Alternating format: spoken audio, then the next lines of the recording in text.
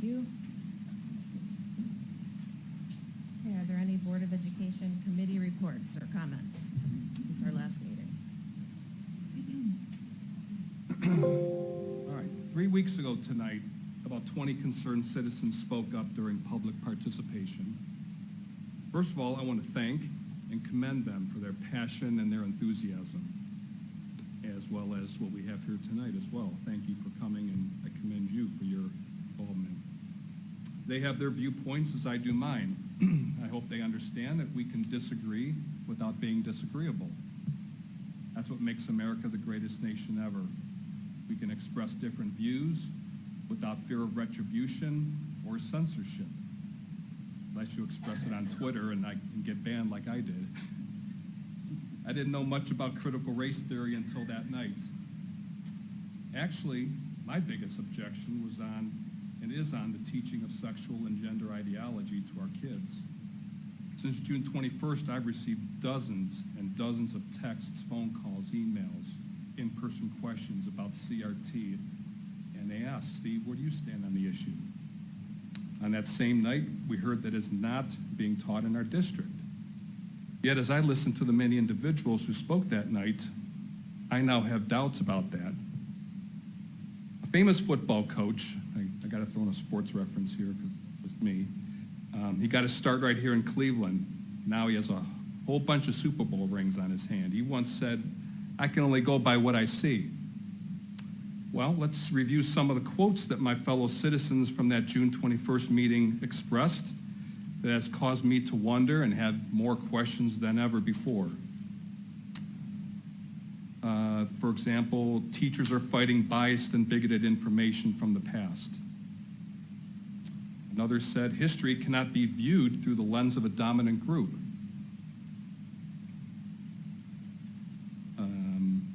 We need to insist on teaching an accurate history.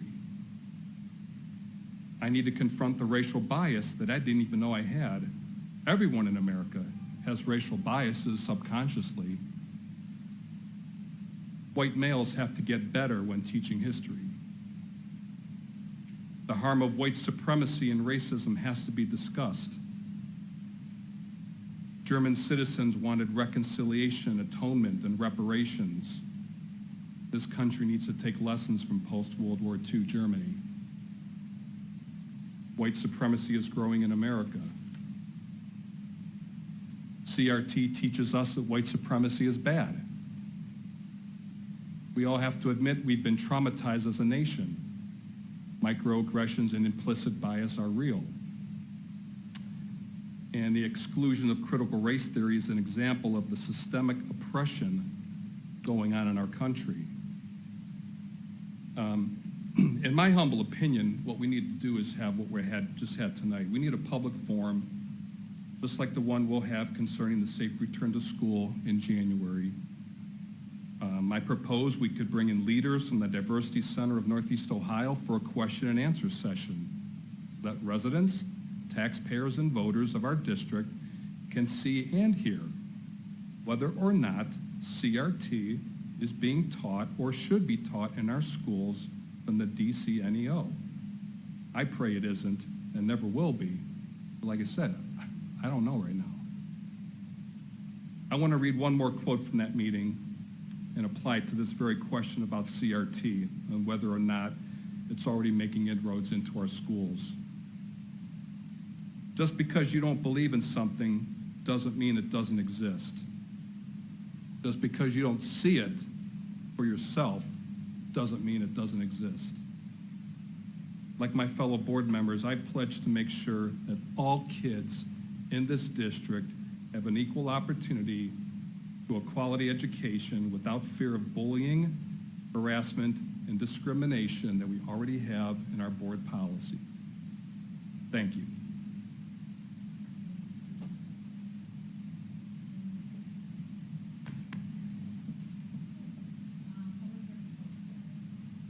Public participation, recognizing any member of the public who wishes to comment regarding non-agenda related items and agenda items. And Bill just went to get.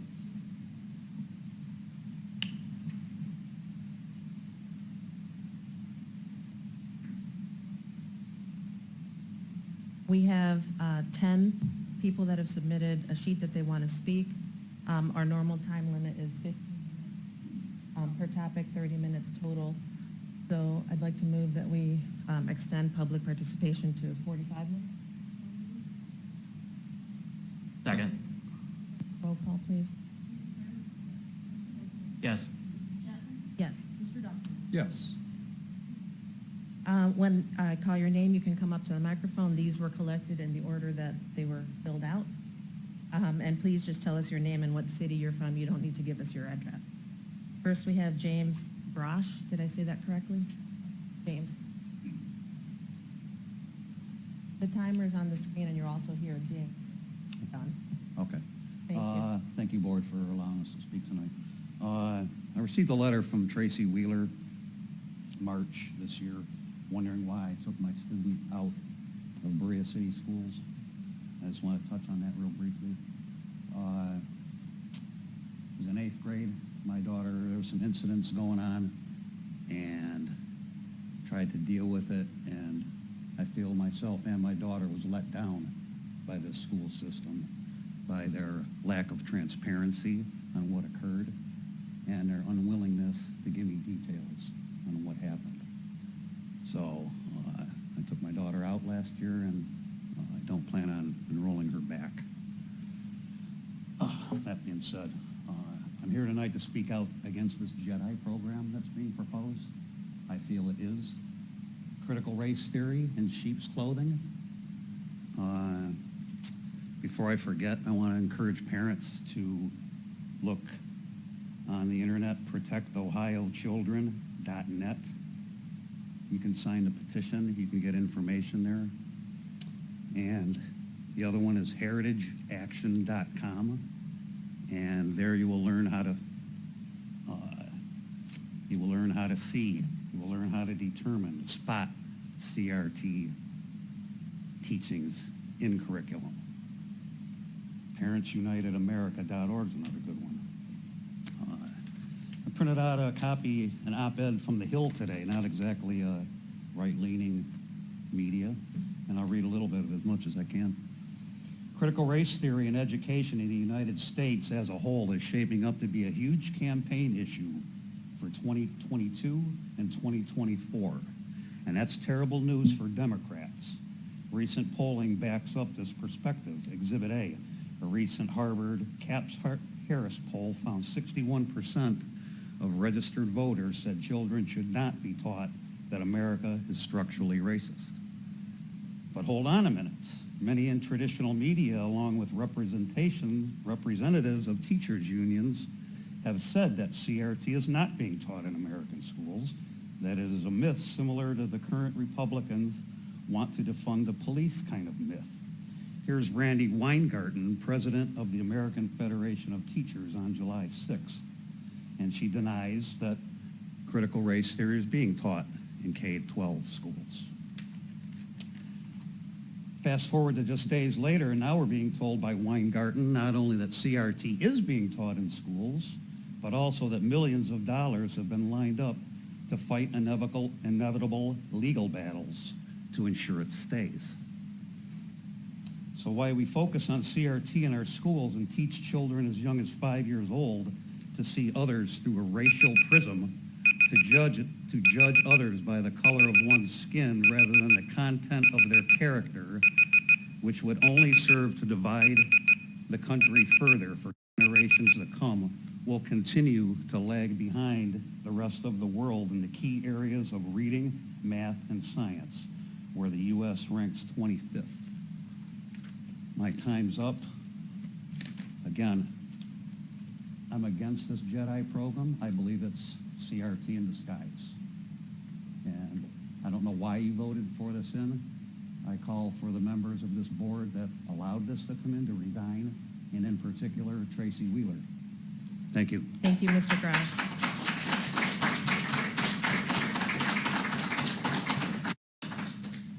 Next, we have Deb Whitsman. Apologies if I didn't say that.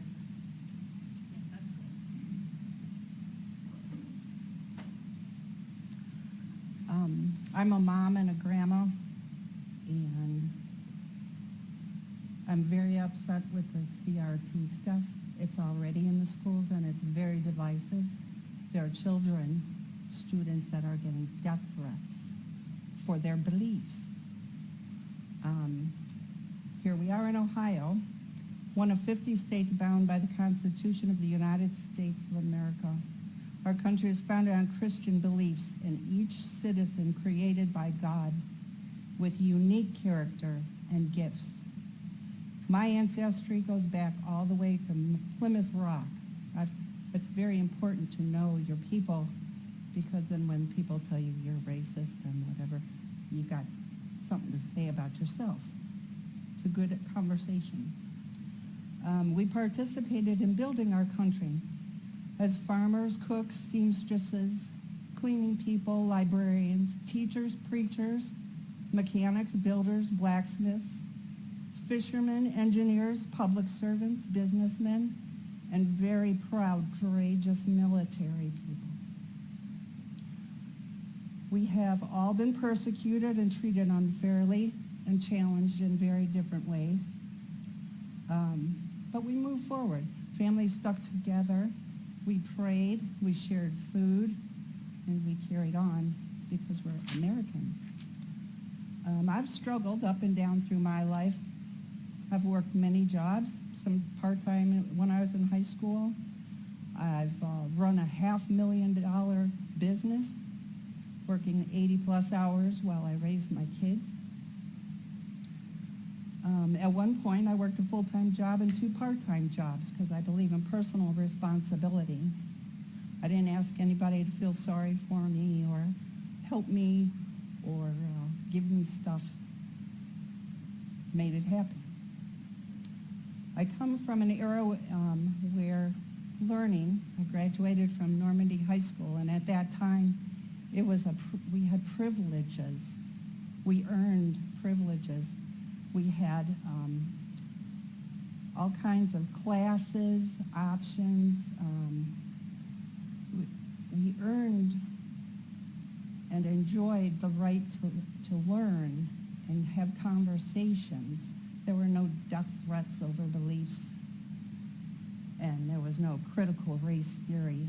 And we did, even though it's in Parma, we had many different races and different friends. We also had Girl Scouts when I was growing up. We learned about cooking and camping and hospitality. We learned about literature and sports. I remember when girls' sports were allowed, first established. Equity is not equality. I'm not a racist. I don't judge people. I expect the best out of someone, and we all contribute to our families, our churches. Our churches are under attack. Even Catholic priests are getting kicked out because they believe as I do. Thank you, Ms. Whitsman. Critical race theory is destructive and divisive, and that SE, social emotional learning, that's really perversion and porn. Okay, next we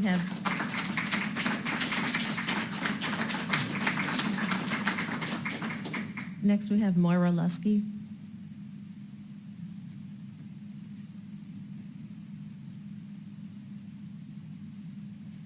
Good evening. I see some familiar faces from Big Creek. I'm from Strongsville, but I've taught in the district for 27 years. And I just had a couple questions about a few things going on, nothing with the CRT. I need to look more into that. But I looked at the Cleveland.com deep dive into the strategies that they're working on here in the district. And one of them was ensuring equity into student services between each school building.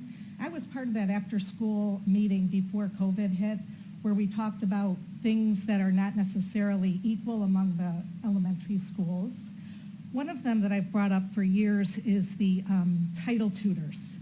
I understand that title funds come from the federal government, and it's based, if I'm correct, on free and reduced lunch numbers. So just a few things I just wanted to ask. So at BPE, and this is nothing against any different schools, any community, any teachers. It's just asking some questions, okay? At BPE, they have 7 title tutors, and they have materials and programs that they have bought through title funds to support the reading achievement in that building. At Big Creek, we have 1. We have 1 academic tutor. At Grindstone, they have 1, okay? Our Big Creek tutor services 45 students a day, meeting with 9 groups a day at an hourly rate. So not teacher salary, an hourly rate, meeting with 45 children who need help in reading every day. She rarely takes a day off if she needs to monitor children. She meets with the children, gives them assignments, and pulls them one-on-one.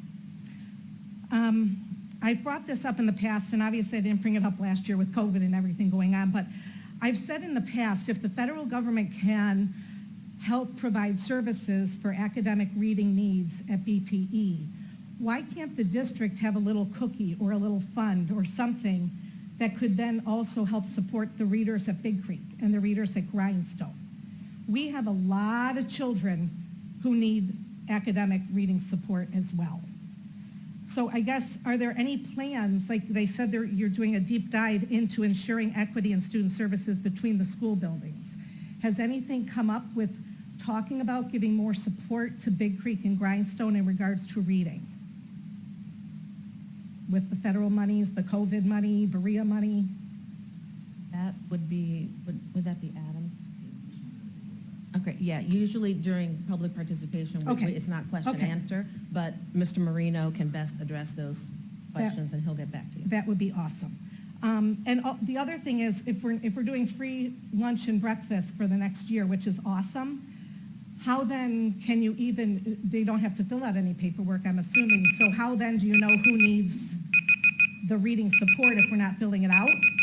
Let me just say one more thing, maybe that could be part of final forms, because then at least we have the information. And lastly, 3 feet distance. I just want to end with, I hope you'll look at classroom sizes. Last year I had 22 second graders and I had no furniture in my room except for my desk and the students' desks, and we weren't really 3 feet apart. So right now I'm at 24 students and they're talking about bringing some more furniture in. So if we can just look at those class sizes, and if we're gonna say 3 feet, let's try and mean 3 feet and do it. And along with what this gentleman said about social emotional learning, lower class sizes would allow us to help the kids who need that extra help and just support and love and that kind of stuff. Thank you very much. Thank you.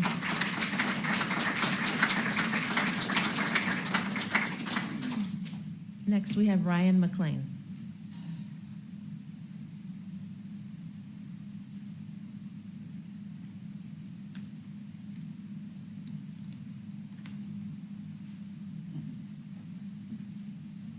All right. I'd like to address the topic of tonight's meeting. I wish that by safe return to school, the board members really did mean safety, but unfortunately many of us know exactly what they mean by that. They mean masking in certain places, a few feet apart here and there, desks that are further apart, less freedom for the unvaccinated. I can go on. It is proven that most of the time, well over 99% of the time, children between the ages of 0 and 16 do not fall critically ill or even ill at all to the SARS-CoV-2 virus. But there is something that these children do fall ill towards. The emotional, physical, and spiritual damages these restrictions have caused far outweigh any threat from COVID. School has become an even more unsafe and abusive environment than it was prior. Students have been made to feel the world is dangerous and has made them afraid of other people. Wearing masks for 6 to 8 hours a day, social distancing, contact tracing, the removal of sports, temperature checks, and testing have added on to a true pandemic of anxiety, depression, and fear in our children. The all-knowing CDC themselves documented that mental health-related emergency room visits for pediatric patients saw increases of 24% among children aged 5 to 11 and 31% increase among adolescents aged 12 to 17 during the year of 2020 as compared to 2019. Make no mistake that this is a direct result of the big government abuse culture spreading into the school walls. Parents would love to see a real plan for a safe return to school. Getting rid of all COVID restrictions at any school function and preventing any future implementation is a great start to this. We can also stop gaslighting and punishing victims of bullying within the walls of the Berea City schools. I was a student here not too long ago myself. I'm a 2017 graduate, And from 3rd grade on, I was bullied with both teachers and staff intentionally shoving what happened to me under the rug. I'll never forget the words of my school-assigned speech therapist. I believe she still works here today. She worked here after I left. I'm quoting her directly. If we don't see the bullying, there's nothing we can do about it. I wish I was the exception, but I hear about many different bullying situations from parents all the time, even today. The methods of bullying change with the advancement of technology and growing knowledge, but there is one pattern that seems to remain consistent. If we don't see the bullying, there's nothing we can do about it. That would be like a criminal investigator saying, if we didn't see the murder, there's nothing we can do about it, with a dead man right in front of their eyes. I love my community. I do not harbor any hatred towards the school district. We may have disagreements here today, but I think the one thing we can all agree on is a strong Titan spirit.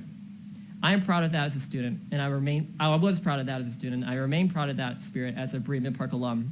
However, change in the right direction cannot occur while we intentionally ignore our problems.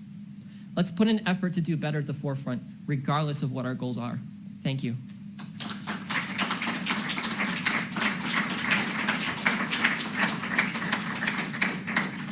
Thank you, Ryan. Next, we have Rachel Vaughan.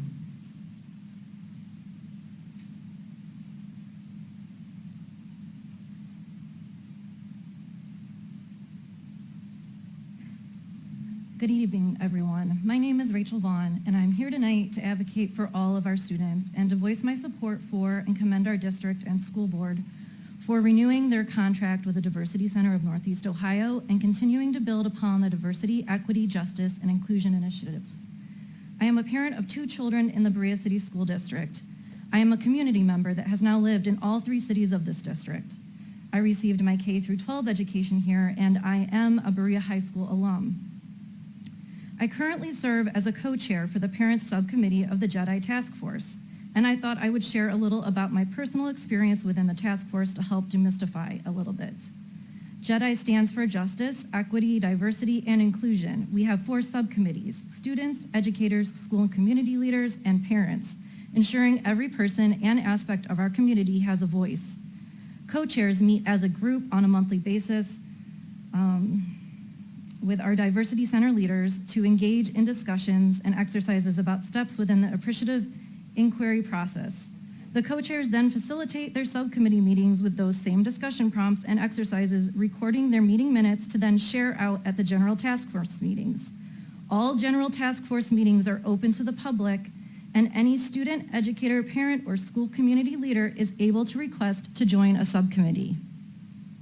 There are definitely more thorough resources about what exactly the appreciative inquiry process entails, but for the sake of time, my general description, if I were explaining it to a friend, is that it is a process of identifying what is already working and successful in an environment, examining why those things, whether it's projects, events, etc., are successful, and then asking ourselves how can we use those traits and characteristics that contributed to the success of past or current events to create even more successful outcomes and events in the future. Some things that I have witnessed and experienced while participating in the JEDI Task Force: students, educators, parents, and community leaders engaging together in thoughtful and vibrant conversations, not afraid to tackle and discuss difficult topics, people that recognize their discomfort with these topics and ask themselves, why do I feel this way? Then work towards goals and actions that can facilitate their personal growth and education. People passionate about advocating for all of our students, especially those in marginalized groups. Not just race, though race is important. I'm talking about neurodiverse. I'm talking about socioeconomic. Where do you come from? What do you It's not just about critical race theory. We do not discuss critical race theory in our group, and we never have. Things I have not experienced or witnessed while participating in the JEDI Task Force: shaming, guilting, or hateful speech towards any groups. Our JEDI Task Force work is imperative to the success of all of our students, and I'm excited for our work to continue into the next school year with the continued support of our school district. Thank you. Thank you, Rachel.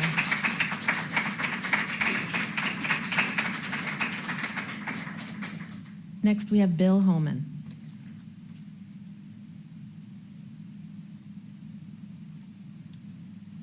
Well, after hearing all this, my question, what I want to bring up to the board here, fits perfectly, okay? We come here to get answers, all right?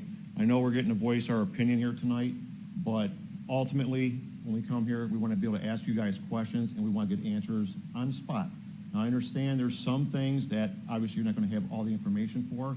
There's no reason we cannot bring that to the following meeting and carry those minutes over, and you guys give us those answers, okay? I think everybody here tonight comes here to get answers. Am I right?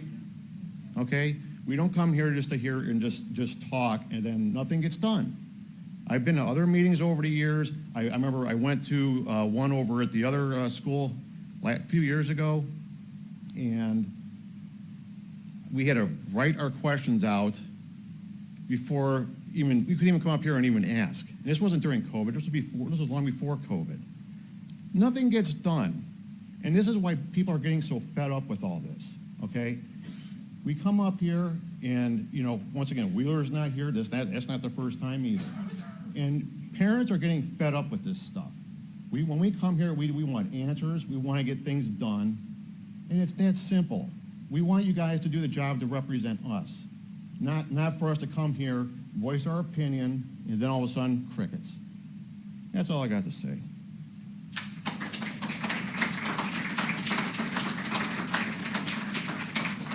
Thank you.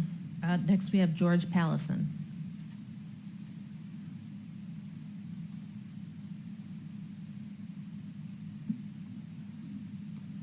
My name is George Pallison. I live in Berea for the past 52 years. One of the goals of the school district, as shown on their website, is communications. It reads, promote an environment of open and transparent communications designed to maintain trust and credibility among district staff members, parents, community partners, residents, and future district residents. The Berea School Board has partnered with the Diversity Center of Northeast Ohio to create a task force to address diversity, equity, inclusion, and justice within the school district. The task force is currently in the process of developing a vision statement and a plan of action to implement this program. This has been in development for at least a year. The problem is that most BCSD residents know nothing about or very little about this program. I spoke to many parents, grandparents, residents, and no one I spoke to has a clue to what's going on. I became aware of this partnership with the Diversity Center last March after reading an article in the Sun News. Most residents don't get the Sun News, nor do they review the board's website or watch the board meetings on YouTube. At best, the board meetings get a review of 300 to 400 people, if that. So what we have here is a community of 55,000 residents, with the vast majority not knowing about this major development taking place within our schools. This program will affect children as young as 5 years old. I'm not making a judgment as to the merits of this program, although do I have some questions about the statements made by the Diversity Center and the goals of the task force. What I am most concerned about, however, is that this has not been properly communicated to the parents and residents, the taxpayers. I think an open forum should be held at the various grade schools, junior high and high school, so that parents and community members can get a chance to ask questions of the board and the task force and get a better understanding of this program and see if they are on board with it. I think this will avoid a lot of dissension down the road. This will be real, transparent communication with the community while maintaining trust and credibility. Thank you.